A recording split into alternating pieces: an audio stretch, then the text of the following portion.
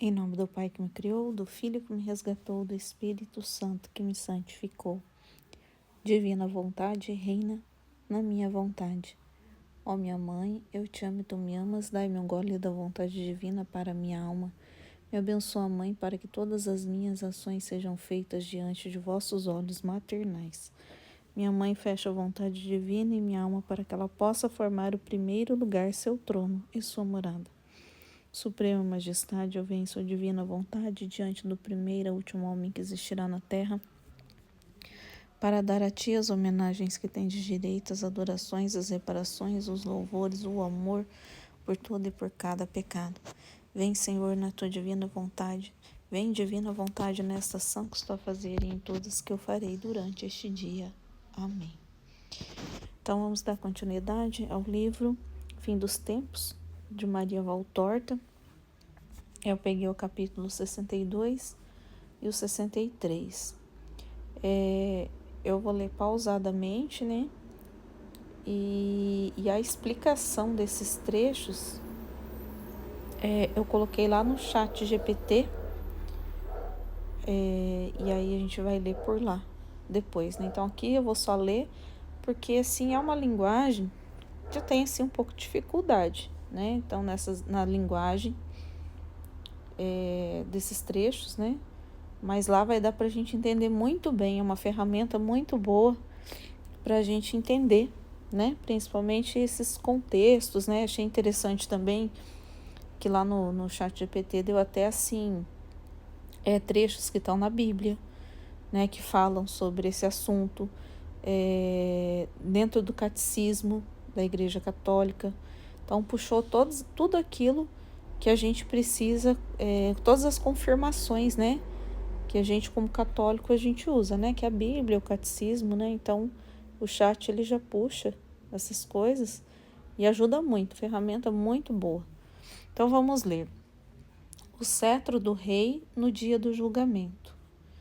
O ditado do qual a seguinte passagem é citada foi iniciado por Jesus e continuado por Deus. No trecho a seguir, nosso Pai Celestial fala sobre seus servos. Então, aqui é o seguinte, nesse 62 é Deus Pai. Iniciada porque Jesus, no 61, é Jesus quem fala. Né? Então, agora aqui é Deus Pai quem fala. Deus Pai diz. Então, o trecho, né, 17 de dezembro de 1943. Deus Pai diz: depois de terem, durante suas vidas, vislumbrado a face de Deus, gentil e sorridente, através dos véus das distâncias e de sua vontade, eles conhecerão a estrela que se elevou de Jacó, meu santo filho, o reto em cuja mão perfurada eu coloquei o cetro de rei. Coloquei o cetro do rei. O bastão sagrado que no dia do julgamento marcará os bem-aventurados e os condenados, e que para meus servos será gentil como uma carícia. Siga de agora em diante o governante eterno. Ele o conduz por um caminho seguro para a posse do reino de Deus. Se apenas pela obediência, exemplificada pelo homem mencionado no livro, você não pretende fazer o bem ou o mal como você pense adequado, mas apenas que o Senhor lhe diz para fazer. O poderoso nome de Jesus, 29 de dezembro de 1943. O Pai Eterno diz: escreva, porque tem alguém querendo e pensando nisso. Paulo de Tarso, outrora um convicto sinedrista e implacável perseguidor dos discípulos de Cristo, que voltou então à luz por meio de um raio divino e tornou-se o apóstolo incansável de meu filho. No Areópago de Atenas, anunciou aos atenienses aquele Deus desconhecido a quem eles tinham dedicado um altar. Agora, muitos altares vivos estão privados de seu Deus e poderiam escrever em sua nudez religiosa pelo menos estas palavras: ao Deus desconhecido. Eles nem mesmo escrevem isso. Eles são mais fracos em seu paganismo do que os atenienses de antigamente, que, insatisfeitos com suas aparências vazias de vida verdadeira e não obscurecidos por fraquezas religiosas como você, sentiram que acima do falso Olimpo de seus deuses, a quem eles haviam emprestado suas próprias paixões e vícios, ali estava um Deus verdadeiro e santo. Com aquele altar dedicado a ele, rogavam-lhe que se revelasse com aquele altar em que ainda não havia estátua ou nome. Enquanto eles estavam esperando pela revelação divina para fixá-los nela. Mas você conhece o Deus verdadeiro, porque eu o revelei a você centenas e centenas de anos atrás. E não contente em revelá-lo, eu enviei o próprio Deus a você, não por uma aparição enganosa ou uma curta estadia. Eu o enviei equipado com carne humana e vivendo em vosso meio por uma vida inteira. Eu para aquela perfeição da perfeição de Deus. Lembrem-se, ó povo, que Deus é caridade, e a quinta essência e perfeição da caridade se encontra em Cristo, que se fez carne para dar a vocês a vida. Eu, para aquela perfeição que desceu para atuar em vosso meio, dei um nome, um santo nome querido por mim, porque em seu nome há a epítome de sua perfeição. Essa palavra epítome aqui, eu pedi bastante explicação lá para a gente entender o que quer dizer, tá? Então, o nome de Jesus, né, ele é a epítome de sua perfeição e de sua missão notável. Um nome cujo verdadeiro significado é conhecido apenas por Deus. Um nome diante do qual a divindade pulsa mais ardentemente, diante do qual o céu, com todas as suas procissões de anjos e santos, brilha mais feliz e mais brilhante, diante do qual o abismo treme, e diante do qual as forças do universo sujeitam seu poder, porque reconhecem o nome do Rei, por meio do qual todas as coisas foram feitas. O esplendor e a glória do Deus único e triuno estão no nome 3 vezes santo e poderoso de Jesus, porque ele é o Santo dos Santos, em quem, como no templo de Deus, o Deus vivo, verdadeiro e perfeito é. Como ele é no céu, eterno e agindo como uma roda que não conhece junta soldada e não cessa seu movimento para todo sempre antes da humanidade e para todo sempre após a humanidade. Portanto, está bem colocado no livro: você não me construirá uma casa, mas vosso filho, que sairá de vossos lombos, ele edificará uma casa ao meu nome. O Filho do Homem nasceu de uma mulher de origem sagrada, uma mulher consagrada a mim.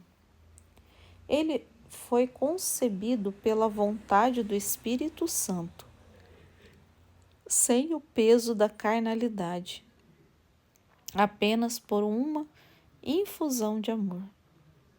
Aquele que nasceu de Maria não a fez abrir o seu ventre virginal ao nascer. Assim como ao concebê-lo, ninguém profanou aquele ventre consagrado a mim. Ele era teu filho devido à sua mãe, ó humanidade, e meu filho devido à sua origem divina, no qual a glória de meu nome está gravada. Porque somos inseparáveis em nossa Trindade, e em Cristo estão o Pai, o Filho e o Espírito Santo. O Filho é apenas a palavra do Pai, que tomou forma para ser a redenção para vocês. Mas a sua humilhação não quebra a união das três pessoas, porque a perfeição de Deus não conhece limites e separações.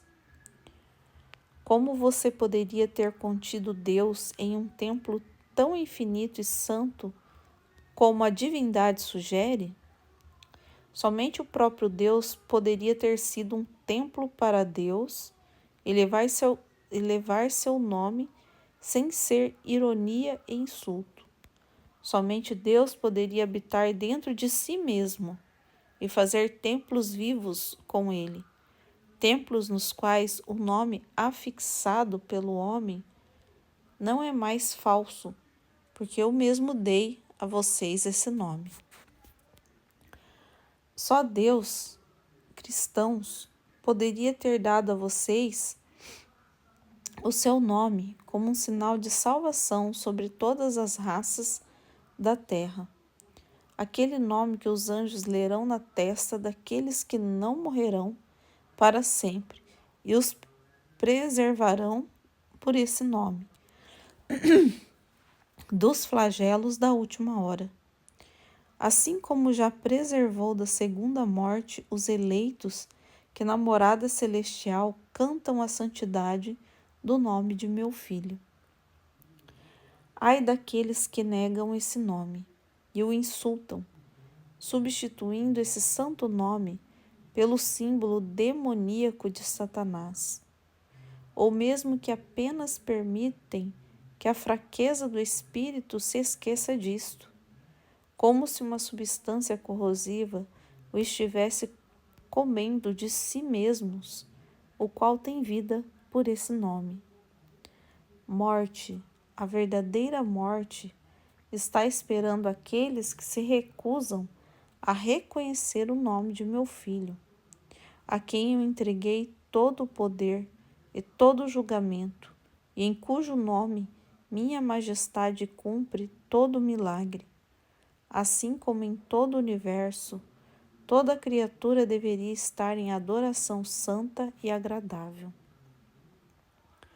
Ó filhos de meu Filho, ele trouxe o seu nome para ficar púrpura com o sangue divino na encosta íngreme do Calvário e brilhar, a única luz do mundo escurecido na escuridão da Sexta-feira Santa, para que pudesse ser o aviso que o topo de uma cruz aponta para o céu para o qual você foi feito.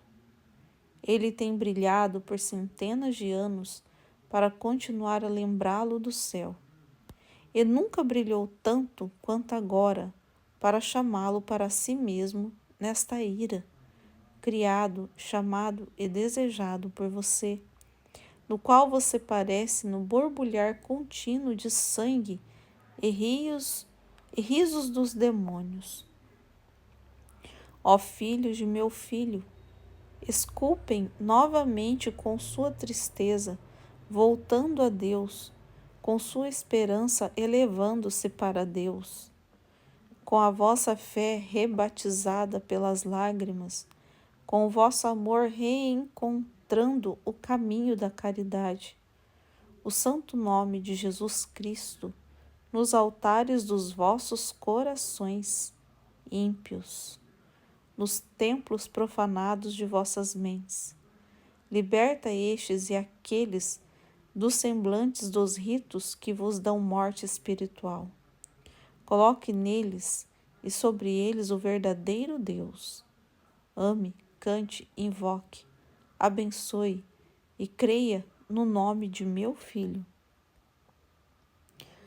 O nome do justo, do santo, do forte, do governante, do conquistador. O nome daquele a quem o Pai não resiste e por meio do qual o Espírito derrama suas torrentes de graça santificadora. o nome do misericordioso que tanto te ama, que quis experimentar a vida e a morte da terra, e quis ser alimentado para nutrir tua fraqueza, e quis tornar-se sacramento para permanecer no meio de ti após o seu retorno ao céu, e a fim de trazer Deus para dentro de você.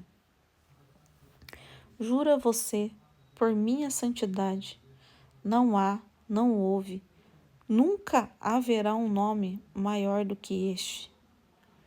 Nele, eu mesmo, uno e triuno, estou com minha manifestação suprema de poder e amor. Agora eu vou pegar a explicação lá do ChatGPT, a tela que vai mudar, porque lá no chat eu não consegui deixar assim na horizontal. Lá não fica bom. E talvez vai ficar pequeno, mas preste atenção daí no que eu tô lendo lá, porque vai explicar, né, esse trecho aqui, tá? Eu vou passar para a tela de lá, então. Então, aqui eu coloquei os dois trechos, né, no ChatGPT. A primeira explicação está em forma de palestra, mas eu tenho feito as duas explicações assim, em forma de palestra, e depois eu peço uma explicação normal, simples, porque traz formas diferentes e coisas diferentes para a gente ver, né? Então, aqui ele começa, né? Que precioso texto que você trouxe, trata-se de um ditado profundamente espiritual, extraído dos escritos de Maria Valtorta, no qual o próprio Deus Pai fala. Uma raridade dentro das revelações místicas cristãs. Vamos fazer uma explanação em forma de palestra, dividindo o conteúdo em blocos temáticos, né? Então, aqui tá. Vamos lá, vamos ler aqui. Então, aqui ela deu um título, né? O cetro e o nome e a vitória do filho. A base aqui, né? Maria Valtorta. O cetro do reino, então o tema central, cetro do reino, julgamento final e poder absoluto no nome de Jesus. Então, a majestade do juiz, Jesus com o cetro do Pai.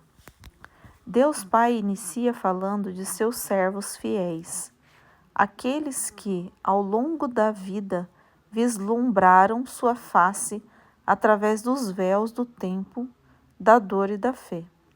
Ele então anuncia com solenidade: conhecerão a estrela que elevou de Jacó, meu santo filho, o reto em cuja mão perfurada eu coloquei o cetro do rei. Aqui vemos o cumprimento da profecia messiânica. Jesus é a estrela de Jacó. Você viu que interessante, né? Então, ele já pega lá as coisas da Bíblia, né? O ChatGPT já pega pra gente, né? Eu não vou lembrar dessa profecia, né? Então, é do Messias, né? Messiânica, que é o do Messias, né? Jesus é a estrela de Jacó, o herdeiro do trono eterno, e no dia do juízo empunhará o cetro sagrado, símbolo de autoridade e justiça. Para o justo, esse cetro será como uma carícia de misericórdia. Para os ímpios, será o bastão que marca os condenados. Isso nos mostra uma verdade firme. A mansidão de Jesus durante sua vida pública é a mesma autoridade que exercerá no julgamento final. O mesmo Cordeiro será o juiz. Então, isto mostra uma verdade firme. A mansidão de Jesus durante sua vida pública é a mesma autoridade que cederá ao julgamento final. Obediência, o caminho seguro para o reino. Deus Pai nos exorta a seguir o governante eterno, ou seja, seu Filho, Jesus Cristo. E aqui lhe dá um critério claríssimo. Se apenas pela obediência você não pretende fazer o bem ou o mal como acha adequado, mas apenas o que o Senhor lhe diz para fazer. A verdadeira segurança espiritual não está na autossuficiência ou nas boas intenções humanas, mas na obediência à vontade divina, É o modelo de Jesus e dos santos.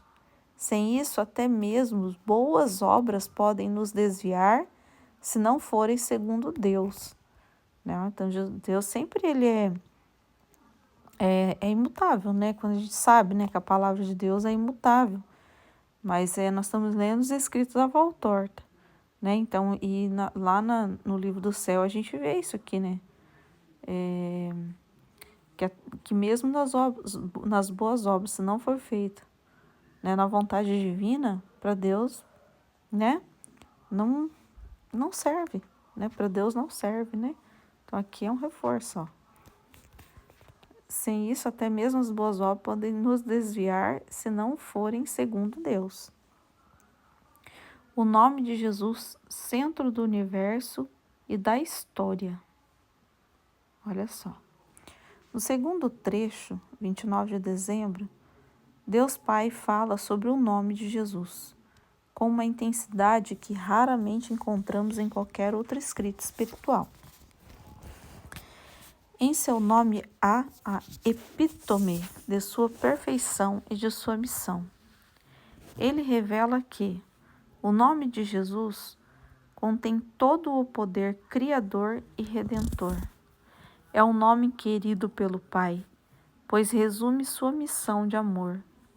É um nome que faz o abismo tremer e diante do qual todo o universo se curva. Esse é o nome que os anjos veneram, os santos proclamam, os demônios odeiam e temem, e os salvos carregam gravado em suas testas no último dia. A tragédia do esquecimento ao Deus desconhecido. Deus Pai lamenta que muitos hoje esqueceram o nome de Jesus. São altares vivos sem Deus, olha só, né? Porque a gente lê lá e aqui eu gosto da explicação que ela ajuda bastante, né? Então, aqueles que esqueceram o nome de Deus são aqueles altares vivos sem Deus, né? Aqueles que tiraram Deus, né, do centro da vida, como os atenienses de Paulo, mas em estado pior. Pois vocês conhecem o Deus verdadeiro, e eu o enviei a vocês com carne humana. Mas apesar de toda a revelação, há frieza, indiferença e até blasfêmia. Muitos substituem o nome de Jesus por símbolos demoníacos ou pela idolatria do ego, da carne e do mundo. O nome como salvação. Deus Pai revela ainda uma profecia maravilhosa. Em nome, os anjos lerão na testa daqueles que não morrerão para sempre e os preservarão dos flagelos da última hora. Esse é o sinal dos eleitos, a marca espiritual do Cordeiro, como no Apocalipse. Aqueles que têm o nome de Jesus impresso na alma serão protegidos nos últimos tempos. Essa marca não é uma palavra visível, mas uma vida marcada pelo amor, fé, adoração e obediência a Cristo. Né? Então, a marca, né? Como que o pessoal fala, né, da marca da besta. Pensa que vai comprar uma coisa e vai ser enganado e vai estar com a marca da besta sem saber. Não é assim. Né? Tem quem tiver a marca da besta é porque tirou tirou Jesus, Deus do centro. Né? Quem coloca Jesus, né, o nome de Jesus, Deus acima, coloca no altar, né, no seu devido lugar, ele tem Jesus na alma. Então, Jesus está marcado na alma daquela pessoa, Jesus está marcado na vida daquela pessoa, nos gestos daquela pessoa, nas palavras daquela pessoa, nos pensamentos daquela pessoa. Né? A luz, né? Jesus é a luz que conduziu a vida daquela pessoa. Né? Então, é a marca de Jesus na alma. Né? Não é só falar da boca para fora o nome de Jesus, mas Jesus vai estar dentro daquela alma. Vai se ver Jesus lá dentro, Jesus conduzindo. Né? Jesus que conduziu aquela vida. Então, é um Jesus que está dentro, né? Convocação final. reesculpir o nome nos corações, tá vendo? Então é interno, é Jesus fazendo vida, né? É Jesus tendo o cetro, né? Ali de comando, né? Na alma. No trecho mais comovente, Deus Pai nos convida a reescrever esse nome, né? Com nossas lágrimas, fé e esperança, nos altares impuros dos nossos corações. Então, reescrever Jesus não é só ficar falando, né? Esse reescrever é Jesus estar dentro dos nossos corações, né? Da nossa alma, né? Jesus sendo o que Ele é, luz e verdade, né? Ele sendo a verdade, né? Ele pede amor verdadeiro, retorno à pureza da fé, adoração no espírito e na verdade. Ele clama por templos vivos que não o esqueçam, mas o carreguem, o invoquem, o bendigam. Conclusão. Um nome acima de todo nome. O Pai encerra com o juramento divino. Jura você por minha santidade, não há, não houve, nunca haverá um nome maior do que este. Esse nome contém o Pai, o Filho e o Espírito Santo, o governo eterno sobre todas as coisas, a salvação do mundo e a presença real na Eucaristia, onde Deus vem habitar em nós. É muito profundo, né? Então é aquilo que a gente está sempre estudando, né? A presença real na Eucaristia, onde Deus vem habitar em nós, né? Nós somos a hóstia viva. Então aqui é uma oração, né? Aí eu pedi aqui, olha, para explicar, né, esse nome aqui, epítome, né? Então aí ele veio explicar. A palavra epítome significa o resumo perfeito ou a representação mais pura e completa de algo, né? Exemplos de uso. Jesus é a epítome da perfeição divina. Ele é a expressão mais completa de quem é Deus. Olha para você ver como é que é uma palavra. A gente não conhece, o significado é maravilhoso, né? Jesus é a epítome da perfeição divina. Ele é a expressão mais completa de quem Deus é, né? Então, Jesus, ele não sei se foi domingo agora que eu ouvi essa palavra, onde Jesus fala, que eles perguntam como é Deus, ele falou, vocês ainda não, como é que é? Não reconhecem, né? Tipo, que ele fala, quem me vê o Pai, né? Então, ele é a expressão mais completa de quem é Deus, né? Então, ele é a perfeição. Ver Jesus, ver o próprio Pai, ver a Santíssima Trindade, né? Como está escrito ali em cima, né? Eles não se separam. Quem vê Jesus, vê a Trindade Santa, una. A cruz é a epítome do amor redentor. Então, o que a cruz é? É a expressão mais perfeita do amor redentor, né? Então, ele é o amor redentor mais perfeito. Nela está condensado todo o amor que salva, né? Porque o que é o perfeito, a representação mais pura e completa de algo, né? Então, a cruz é o amor perfeito da redenção, né? Agora aqui, ó, no contexto do trecho de Maria Valtorta. Então, aqui explicou e agora ele vai dar a explicação dessa epítome no contexto lá da Valtorta. Em seu nome, há a epítome de sua perfeição e de sua missão.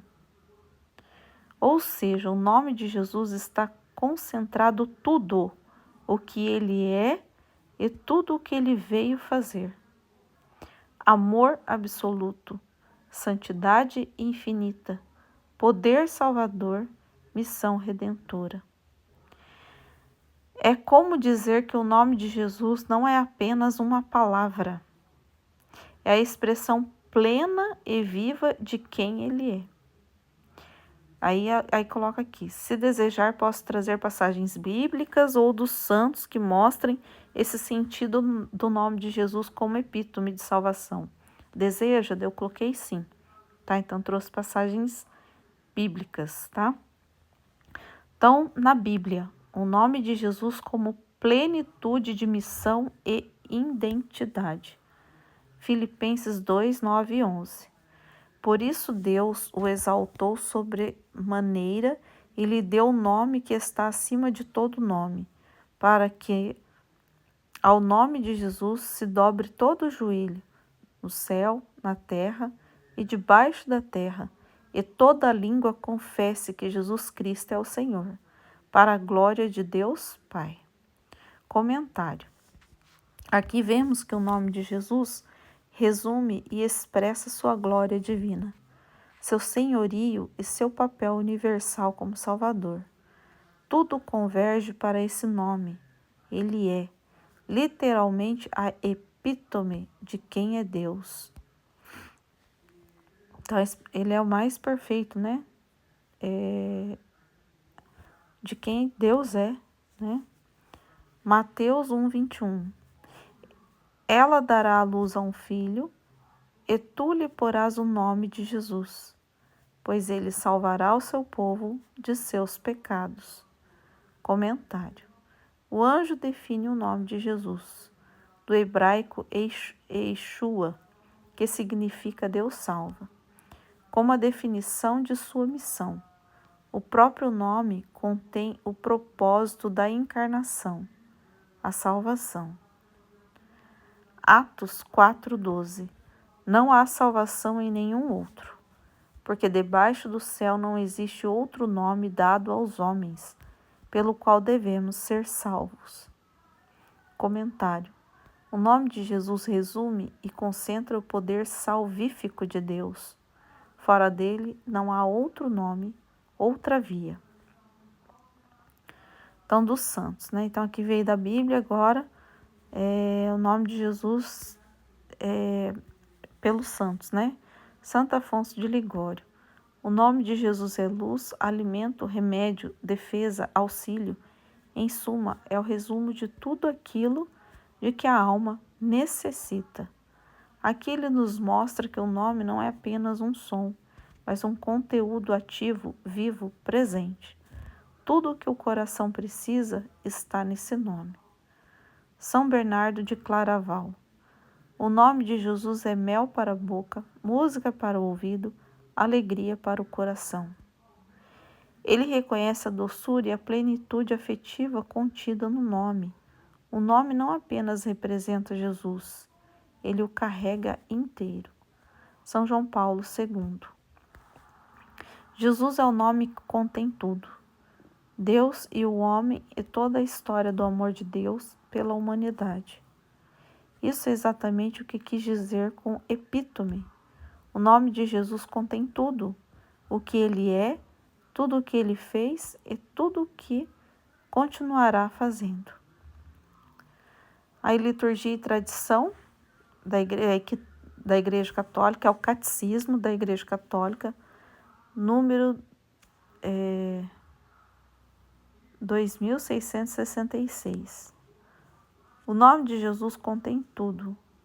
Deus e o homem, toda a economia da criação e da salvação. Então, isso que está escrito lá no Catecismo. O Catecismo repete essa verdade teológica. O nome de Jesus é síntese da encarnação, da redenção e da vida eterna. Ele é o nome, resumo de todo o plano divino. Conclusão, porque epítome é a palavra certa. Porque o nome de Jesus resume quem ele é. Deus, Filho, feito homem. Deus, Filho, feito homem. Resume o que ele faz. Salva, cura, santifica, governa, ama. Resume o que ele trouxe. A reconciliação com o Pai, a vitória sobre o pecado e a morte. Resume nossa resposta: fé, adoração, amor, confiança, obediência. É o nome que resume o céu e transforma a terra. Depois eu pedi somente a explicação do trecho. tá? Então, aqui ele me deu em forma de palestra. Depois eu pedi mais uma explicação simples, porque ali ele me deu em forma de palestra, né? Porque então, eu vejo sempre das duas formas, que eu acho que sempre tem coisas interessantes. Tema: o cetro do rei no dia do julgamento. Então, o trecho, ele vai explicar aqui primeiro o trecho, que é o primeiro lido, dia 17 de dezembro de 1943. Deus Pai fala sobre o destino final de seus servos, ou seja, aqueles que o seguiram com fidelidade durante a vida. Eles vislumbraram sua face através dos véus, ou seja, viveram na fé, sem vê-lo diretamente, mas confiando. Esses fiéis verão a estrela que se elevou de Jacó, uma referência profética a Jesus, o Messias, aquele em cujas mãos o Pai colocou o cetro do rei. É para você ver que interessante, né? Então a gente vive pela fé, né? Então a gente vive pela fé, mas no dia do julgamento, né? Aqui a gente vai ver, né? Vai ver Jesus, né? Esse cetro é o símbolo de autoridade real e será usado no dia do juízo para marcar os bem-aventurados e os condenados. E esse é o ponto mais consolador. Para o servo de Deus, esse cetro será como uma carícia, sinal de acolhimento e recompensa. Não é o julgamento, né? Quem for fiel, né? Quem foi fiel a Deus, não será será uma alegria, né? Será uma alegria. O Pai então chama todos a seguir Jesus com obediência verdadeira, não baseada em critérios próprios. Fazer o bem ou o mal como você ache adequado, né? Então não é como a gente acha, né? A obediência verdadeira, mas segundo a vontade divina. Então Jesus tem o comando, né? Então Deus tem o comando. Nós vivemos na vontade divina, né? Como Deus quer, né? Como Deus realmente tem os seus propósitos, né? Não como eu acho, né? Porque é igual a gente sempre fala, às vezes a pessoa pode estar achando que está fazendo um grande bem e às vezes não está fazendo. Se não for na vontade divina, pode ser coisas até santas, né? Deus fala, né? Se não for na vontade divina, não tem valor nenhum. Mas segundo a vontade divina, esse trecho mostra que a salvação está ligada à obediência ao Filho, que é o governante eterno.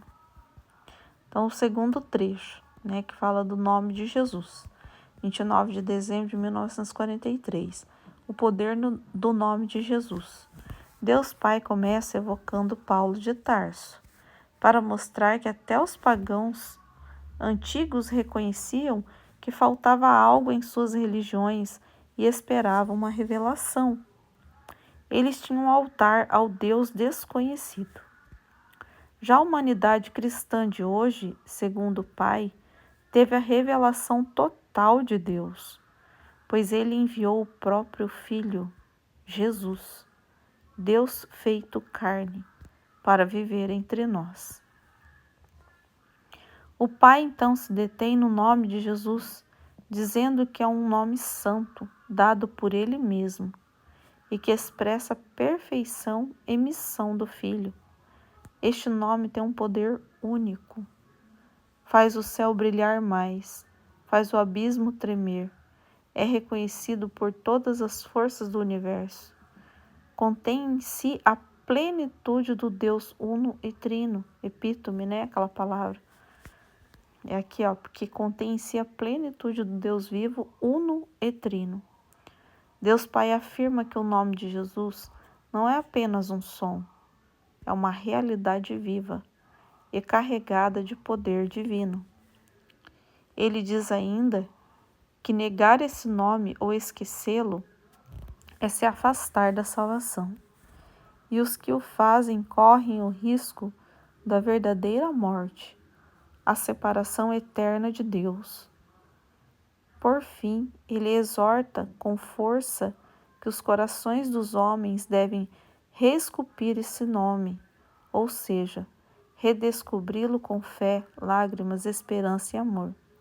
O nome de Jesus deve estar gravado no coração, invocado com fé, adorado com reverência.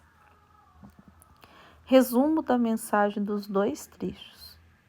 Jesus é o juiz e o salvador.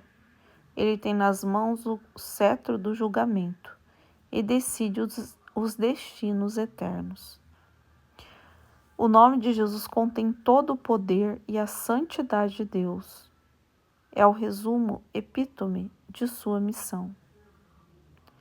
Quem é fiel e obediente ao nome de Jesus será acolhido como filho no dia do Senhor. Esquecer, negar ou desprezar esse nome é rejeitar o próprio Deus. Deus Pai clama com amor e urgência para que o nome do Filho seja novamente amado, proclamado e reverenciado por todos nós. Aí aqui eu parei, né, ó. Aí aqui eu já coloquei uma explicação do livro do céu. E aí desses dois trechos foi até aqui. Então, vou parar por aqui, né? Essa gravação já ficou longo. Mas os outros trechos todos eu vou pôr assim para ir vendo aqui essas explicações para ajudar, né? Eu achei que ajuda muito, uma ferramenta muito boa. Dá para explorar mais coisa, né? De repente, se quiser um capítulo lá, uma parte ali do trecho, e me explique melhor essa parte, o chat ajuda tudo para isso. Então, esse é os dois capítulos de hoje. Estaremos sempre reunidos em nome do